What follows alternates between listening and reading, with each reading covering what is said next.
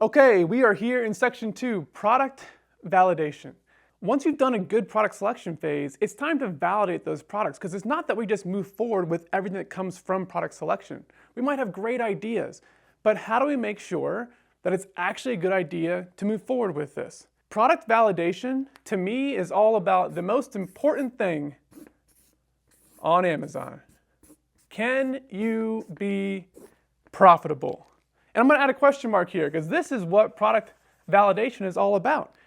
Once you understand what you want to sell, can you actually make it for a price that gives you enough margin to play with that you can be profitable on it? And not just profitable. Can you be profitable and have a backup plan in case things go wrong? I'm going to introduce the concept in this section called your break-even ACOS.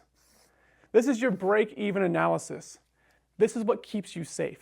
Your break-even ACOS is going to protect all of your capital because we all have a limited supply of capital, right? So if there's a way for us to go through a validation process to make sure that, hey, if I'm wrong and I make this product and it doesn't actually take off the way I want it to, or there's an issue with the customer demand that I think is going to be there, can I do this in such a way that I don't lose my precious capital? Because if all you have is $30,000 to put into your brand, what happens if things go wrong? I want to make sure that you have a system in place where you've already thought through, what if this doesn't work? How many people do you think go through this step when they're coming up with their product or their niche? Very few. Nobody has a breakup plan. They come in as an optimist, assuming things will go well. And I'm the biggest optimist of all. But I've got a rule for my team. We protect our capital because capital is precious. It is a very, very limited resource.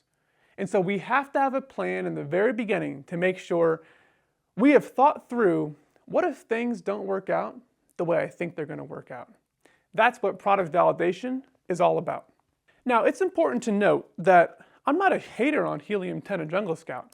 There are times that we want to use Helium 10 and Jungle Scout, and that's to validate our product idea. They have so much data that's there that can talk about the customer demand in the area that you want to actually solve a problem for your customer. What about things like the average CPC cost? Because you know you're going to have to advertise this product for people to see it, and they can tell you how much the average brand is paying per click to get eyes onto their actual products. That's an important component to know. And so I don't want you to think that I blanket hate these research tools. I just think they should be used to validate, not to select your product.